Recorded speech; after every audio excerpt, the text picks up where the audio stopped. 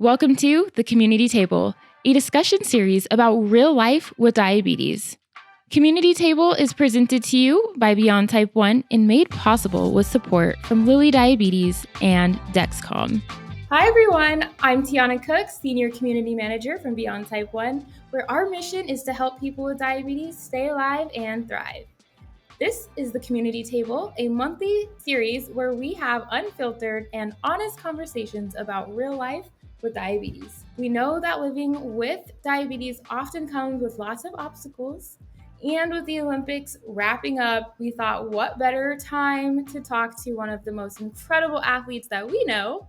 So today I have the honor and privilege of speaking to Siena, who is a 25-year-old Mexican Puerto Rican from Los Angeles who was diagnosed with type 1 diabetes at the age of 3. Her parents taught her to embrace her condition as a unique strength. She recently played professional soccer in Mexico and traveled all over the world, and she graduated from the University of Washington with a degree in public health focusing on food systems and nutrition, and played varsity soccer on a scholarship. So, Siena, we can't wait to talk to you today and to learn more about your story. So, thank you so much for being here today. Hi, Fiona. Thank you so much for having me. I'm so excited for this opportunity to speak with you, be a part of this podcast. And I'm just excited to be able to kind of share my experience and be able to contribute to this great community you guys have. You're the best. Well, this is super exciting. I know that you were diagnosed as a child when you were 3 years old, but can you tell us if you remember anything about your diagnosis at all? Yeah, absolutely. So you'll laugh. That's a question I get all the time. And I'll be honest, I have absolutely no memory of it. Obviously, that was a moment in my life where I was really young. So I think that has a lot to do with it. But now being diabetic in October, it'll be my anniversary. And so, when I think about my childhood, I always remember my earliest memories having diabetes. So that's something that I don't really recall, but I feel with the memories that my parents have of my diagnosis, that transitioning of, learning how to take care of me is kind of how I relive those moments based on like what they have told me in their experiences. Yeah. Oh my goodness. So you were 3 years old, you're just a little baby, and then you were diagnosed with type 1 diabetes. And I'm sure that was a lot for you and your family to take on at the time. But you've just grown to be so strong and such an inspiration for so many people in the community. We just talked about how you're a soccer player. So I'd love to dive more into your passion for soccer and learn more about how you kind of got started. Like, when did you start playing soccer? How old were you? Yeah, so I actually started playing soccer when I was 8. It's actually a funny story because I have a cousin that we're about 2 months apart. He's basically my adopted brother. I have a younger brother, but he's my other brother, I would say. And he began playing soccer. And one weekend, I went with my parents to go watch him play. And I told my mom and dad, I go, I want to play soccer. It looks like so much fun, running around, kicking a soccer ball. And they're like, all right, well, next year we'll sign you up. And so after that, I'll be honest, I completely forgot about it. I was always involved in sports. I did like dance and swimming growing up. Um, and so when it came around to, the new season, my dad was like, oh, we signed you up for soccer. And I told him, what do you mean? I don't want to play soccer. And I had this idea that soccer was just for boys because in my perception, all I saw was, my cousin playing with little boys his age. And I never saw a girl or any women playing soccer. So I had that misconception. And my parents were like, oh, no, no, no, no, no, no. Like, we signed you up. You're going to play. You have no choice. And at first I was kind of bummed out, but it ended up being the biggest blessing that could have happened because in playing soccer, I developed this love for the game, this passion, and it's led me to who I am today. Yeah, I mean, you've had so many life experiences, I'm sure, that have kind of started to revolve around like soccer. And as you've kind of grown, I want to learn more about, was diabetes, like, how did that play a part into your, you know, daily life as a soccer player too. And then I'd also like to know, what has been your biggest challenge and greatest achievement so far in soccer? All right. So to answer your first question, like I mentioned, I'd always been involved in sports and physical activities. That's something my parents had instilled in me at a young age. My dad used to play football, so he always said he wanted to have his kids playing sports. So in that aspect, with playing with soccer, I was able to find a version of myself where I could just have fun, let go, and also be seen just as being me, as Siena. I especially feel like in elementary school, I was always like, oh, that's Siena with diabetes, or that's that diabetic girl. And so with soccer, so many people, I mean, even to this day, are shocked to know that I have type 1 diabetes. And that was something that I was able to kind of encounter with finding a version of myself outside of just, being diabetic. It's a part of who I am, but it's not completely who I am in a sense. And I feel like that was something that I learned and was something that I still carry on to this day of, showing who I am and how it's a part of myself, but also demonstrating how diabetes, doesn't define everything I do, everything I want to achieve. It's a part that influences me, but in a positive way. And so in that, a lot of times, before games, before training, that I'd be on the sideline, poking my finger with the glucose monitor, trying to see what my blood sugar is, or quickly running off to the side and, giving myself injections, if I need an insulin dosage, or quickly, eating a snack. And people would always be like, well, why are you doing that? Or they'd be like, you have diabetes? Like, what? But how, if you're active, you're so young? But I also think that a lot has to do with the misconceptions between type 1 and type 2 diabetes. So I feel like from an early age, that was something that I quickly learned about. And it was something that I would take the opportunity to be like, hey, like, just to let you know, even though in that moment, I'm a child, or I'm a young adult, I still am able to do other things. And that's something that I continuously made a huge point to talk about in interviews. When I sign to my team, in moments where I do meet people, is just being able to advocate for that and teach people, because a lot of times there are a lot of misconceptions surrounding that.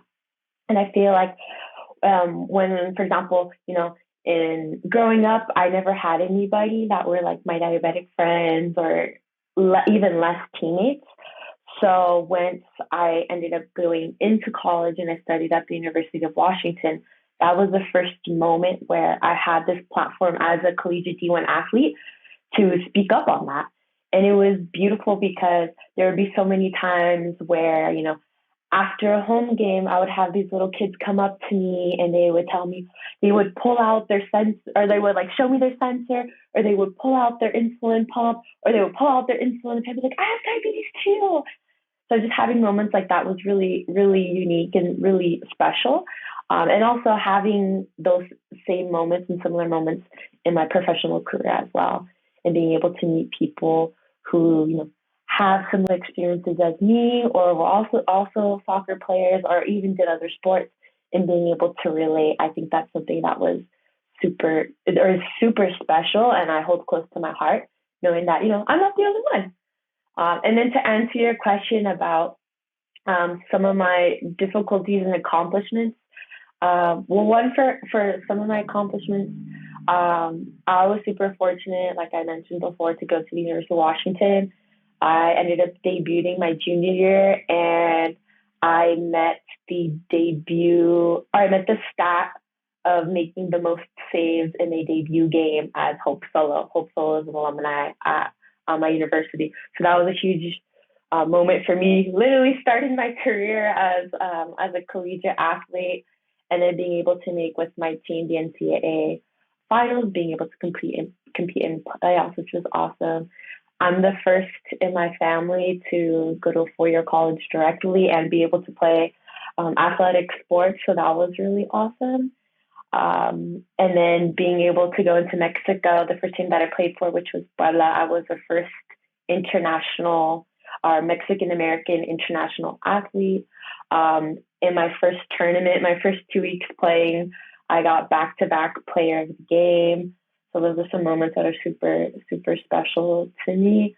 But I would say the highlight of, my time, as of now playing since I was, little, I would say has been the opportunity to just make my family proud and be able to just, advocate for diabetes, being able to talk about the things that I'm passionate about and that I really love and enjoy, being able to travel and meet so many beautiful people. It's been a huge process with its highs and lows, but it's been a process full of blessings. That was so amazing. You're just incredible. You should be so proud of yourself. You've Thank you. accomplished so much. You're the first of many, and you're just kind of setting, the path. You're showing other people what's possible. And you mentioned too, when you were a kid, you said, I didn't know there were little girls that played soccer because I didn't really see very many of them. So I think Mm, you of all people realize how important like having representation is, as women's absolutely. soccer, as a female soccer player. But then you also mentioned that after your games, you would see little kids come up to you and be like, look, I have diabetes too. And so Mhm. you're really, you know, showing not only young people that look like you and that um, have diverse backgrounds what's possible, but also these kids with diabetes. And I think that's just so inspiring. You, I believe you were part of like the Dexcom U sports camp. Is that, Yeah, yeah, can you tell yeah, me a little bit s- about that? absolutely. So in June, I participated in the very first Dexcom U Sports Camp, as you mentioned, and it was such an incredible experience. One, San Diego, I feel like is such a great hotspot for sports in general, especially women's and girls soccer. I feel like it's a hub where there's always really great tournaments, some of the best tournaments in the country, and it's also home for the San Diego Wave. So that as well, and it was a bittersweet moment because where we had where the event was hosted, I used to play tournaments growing up since I was, in club, and then my high school team that I played for, which was surf. That's one of the facilities that they train at. So being there was just like a flash, like all my flashbacks of previously, training there, the competitions, events. So it was really nice because I hadn't been there in a really long time. But it was so cool just being there with so many different athletes, collegiate and professional alike, from all over the states, different sports, and it's really cool to be a part of a community that brings so much diversity in one space under something so common. And, I know you mentioned a little bit in the beginning, the topic of the Olympics. I feel like sports is something that is so universal. You may not necessarily come from the same background or may speak the same language, but there's so much unity in sport. So I think that's something that's super unique.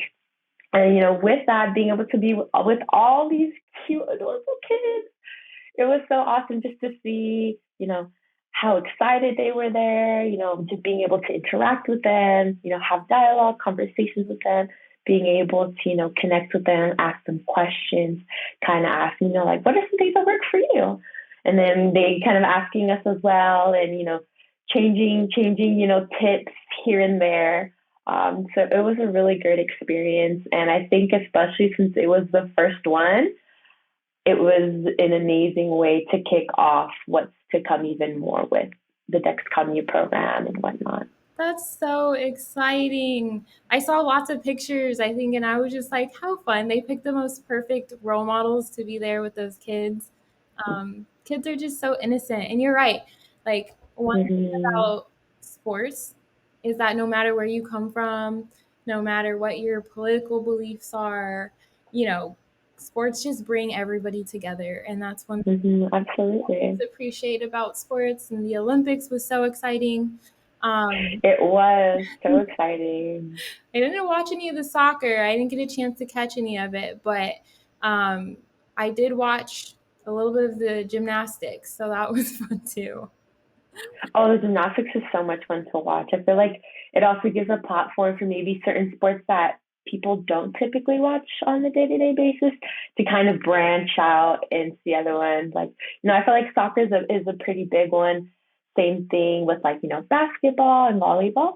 But for example, like, the track and field, gymnastics, for example, I think it gives a really great platform for people to admire and enjoy other sports that maybe they typically don't watch. Right. And I think with our platform here at Beyond Type 1, like we have a pretty large audience of, from children to people who are a little bit more mature and they're like running the marathon with us. We have a marathon team. And so Mm-hmm. I just want to say, like, you have not only inspired people that play soccer, but I think just people who want to get active and be maybe a competitive athlete or just compete against themselves to actually step Mm-hmm. out there and not let diabetes like hold them back. So do you have any advice that you would give to like an inspiring athlete who wants to pursue a sport despite their diabetes? Absolutely. I always tell whenever I get this question, or I've even been presented in situations to kind of elaborate on this, I always say that sports, just exercise in general, teaches you so many life aspects. One, you're taking care of yourself, which ultimately helps, in managing your diabetes. I also think sports is a great way to branch out, meet new people. You will encounter adversity, but it's something that's going to help to make you a better version of yourself. Sports is something that's very, very like we mentioned, very special in terms of how it can connect people. But I also think it gives a lot of opportunities so you can, grow outside of your comfort zone, being able to um, have the opportunity maybe to travel, have the opportunity to, in a sense, challenge yourself and to try to push yourself in. I think that, sports teaches you things that you can use for the rest of your life, whether that's, working with a group of individuals, working on yourself, communication, knowing, what training things work for you, maybe that don't. So I always tell people that, you know, sports, there's an unlimited amount of opportunities that it can present. And your experience is going to be completely different from the person next to you or who you see on TV. And whether you decide to do it at the recreational level just for fun, or you want to, reach to becoming a professional athlete, the opportunities are endless. I would also say, which is one of my things that I think is super key, is that I feel like diabetes, if anything, helps in sports because you know how to take care of yourself, you know how to be responsible, you know what your body needs, how to push yourself, but also having those healthy boundaries of, this is where I can reach, or this is what I know that I'm capable of. But diabetes should never be a barrier, and it is not whatsoever. Not only myself, but there's so many professional athletes out there who have type diabetes. For example, Jordan Morris, as an example, and they're just, another example of how it is possible. And if you want to achieve it, you most definitely can. Yes, that's so good. And you mentioned how diabetes is like, if anything, in my opinion, it helps me to know that even on the hardest days of diabetes, when I really feel like giving up, I don't. We have no choice. So you get up Mm, and you keep trying. So it's teaching us how to be exactly. like resilient and face Hmm. adversity like every single day, and people don't even see it. Like, It's true. you show Yeah. up to Hmm. calls or meetings or work or school, and like nobody knows that you didn't sleep last night because you were up all night like trying to Hmm. manage your blood sugar. Like nobody knows that Hmm. Very true. because your blood sugar's at like 400 and you're trying to like function properly. And so I Hmm. feel like Absolutely. you're right. Like we do face so much adversity. And so if anything, like you said, it should help you to feel more empowered to go out there and to like achieve your wildest dreams, even if that's, becoming an Olympian one day or playing in college at D1 school. Um, Hmm. Really great points there. And so, in that same vein, is there anything that you would say to parents who might be hesitant to put their children into sports? Yes, it's completely understandable maybe having that hesitancy, um, especially when it comes to taking care of your child and their health and well being. Um, like I said, and I'll say it again, sports teaches you so much. It teaches you so many things about life. So I would say, one, finding a balance in terms of, what are the best ways to manage your child's diabetes while they're being active. Because there's other ways of being active than just playing sports. I feel like that's just an extension of what is maybe a little bit more that one needs to maybe prioritize more when you're playing it and practicing sports.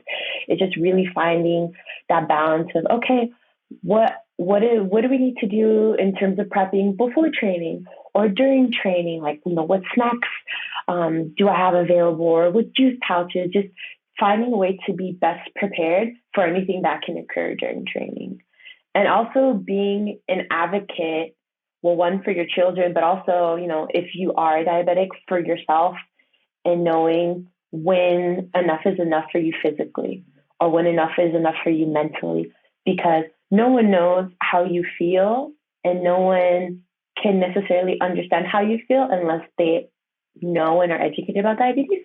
So also just advocating and prioritizing yourself, because it's one thing to feel good and going into an exercise session or a training or in a game feeling at your best, but then it's another, maybe if you're struggling, like you said, didn't sleep the night before, your blood sugar is really high.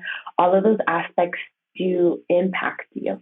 So also, being very good about communicating in terms of, what's needed, how you're feeling, how your child's feeling. So I would say that would be my biggest advice. Yes, that's always so, so important to continue advocating for yourself, regardless of if Mm. you're playing on a club team, on a pro team, in high school, elementary school. Like you're your biggest At all levels. advocate. Yeah. Yes, that's so important. Were your parents pretty involved when you played soccer? How did they talk to your coaches about you? Yes. So until I would say for me, for example, I've always been really independent and very responsible in terms of that. So I would say probably until middle school is when they would, have conversations with my coaches and whatnot. And then after that, if it came to me doing a tryout or, transitioning for a team, I would go up to the coach and tell them like, hey, I have type 1 diabetes. I use, depending on that time when it was, like I use insulin pen or use an insulin pump, have a CGM. And then I would just voice to them like, I'm completely fine. I take care of my diabetes. I'm managing it well. I have no issues. And I was very fortunate that in my, that as long as I have been playing, I've never had any situation that's been really serious. So I would let them know, like, I'm really good about it. I have yet to have anything serious. Hopefully it stays like that.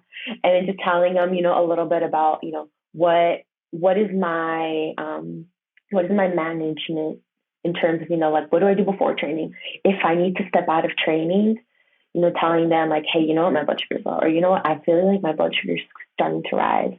I need to take a step off to do a treatment, whether it's insulin, fruit snacks, juice, all that, and just telling them, maybe if I'm having a tough day, I'd be like, hey, what, today I'm not really feeling too good. All day my sugars were kind of high, so if I see kind of sluggish, like that's why. Being very communicative with them. And I think that's something that's super, super important, because unless you don't say anything, how are they to know? Yeah, that is so true. That is so true. You got to use that voice. Got to use your voice. Yes, All the time. You exactly. got to. I know we're running short on time here, but I did have a few more questions for you. Mhm. Um, I know this is a pretty hard story for you to share, but I do think it's very important, because you've overcame so much in your life and just with diabetes as an athlete too. But I know you shared with me a while back that you were selected to play on a pro team, and when they found out that you had diabetes, They basically were like, hey, we don't know if you're a great fit for the team. And I'm sure that was pretty rough for you, but it was just inspiring to hear you kind of share the story a lot better than I can. So would you mind like walking us through that a little bit? Mm-hmm. Yeah, so this is about, it was my last semester, or my last quarter at the University of Washington. And this was about the time when all the COVID craziness was going on. So I was trying to figure out what my plans were from transitioning to, being a collegiate athlete to a professional athlete. And so one of the teams that I was really interested in, um, they were also really interested in me. I had gone and I did a tryout. I was there with them. And then when it came down to negotiating, they told me, you know what, like, we're really interested. You're a great athlete, but you having diabetes is an issue for us. And I was so surprised. I cannot believe that, well, first, the institution that that team was a part of thought that. And then also just the fact that they, which I believe they did not have a true understanding of what type 1 diabetes is and how a lifestyle can be, a healthy lifestyle can be achieved with having diabetes. So I think that had a lot to do with it. And I was so heartbroken. I mean, at that point, I had already been playing soccer majority of my life, and I had never had any issues here in the States. Obviously, it's a little bit different in Mexico, but I was absolutely astonished. I was like, wow, I've shown that I've been able to do this for a large portion of my life. They saw me physically. They've seen my videos of me playing in college. I've been able to compete at the top collegiate level. How could they still think that it's an issue? And after that, I sat down with myself and I was like, you know what, Siena? This is what you have to make your life's mission.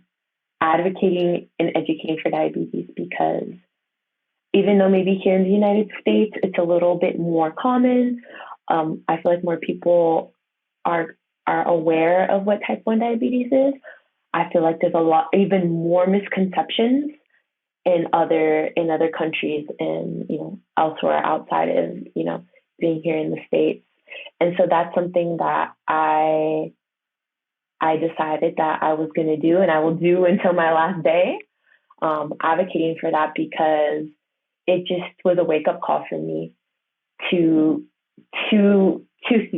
think that some individuals saw it as something that was very negative, or in a sense like a red flag, when it's not. Right. It isn't whatsoever. And so from there, I ended up, it's interesting how the tables can kind of turn in a moment's notice. And I have a strong belief of, God's timing, or things are meant to be, it's going to happen for you. Right. And so shortly after that, I ended up having like an interview, I guess you could call it, a Zoom call with the team that I had signed for, which was Puebla. And that was something that was the reason why they had chosen me, the other goalkeepers as candidates, was like, no, we love that you seem like you're very responsible with your diabetes, that you're very vocal about it. And it just shows us that you take care of yourself, you're responsible, you know your boundaries. And that's something that we think is very unique that you can bring to our team. And so it was a few weeks where I was like highs and lows everywhere. But if anything, I think it was a point in my life, a point in my career, where it was like a wake up call, but for something good. See, it's like rejection, but it was redirection, and it was like, exactly, it was a better opportunity for you. I couldn't have imagined even playing for that first team. And I think that's just another testament to just how resilient you are. And I really am excited to just continue following your journey. Thank you. Yeah. What's next for you? Like, We'll see. I'm currently trying to see my options. I've always wanted to play abroad in Europe, so I would love to hopefully, complete that one day. In the meantime, I'm also, looking to further my education. So I'm looking forward to that, maybe pursuing something further in nutrition like what I've done so far. But we'll see what lies ahead, but I'm excited. I feel like we always have different moments in our life where we encounter new interests, and as well grow further on what we love to do. So I'm really excited to see what's to come. We're excited too. I can't wait. Thank you. Either way, I know, like we just talked about, we said there's perfect timing and everything like that. So I think despite where you end up, you're going to have a huge group of supporters behind you, me included. Thank you. Thank you for just spending time with me today and sharing about your story and being so vulnerable. I know it's not easy to talk about some of these hard, challenging moments that we've had, especially when we talk about our diabetes. And so you're just amazing. I so appreciate your time. Thank you all for listening to us today. This has been such an incredible discussion.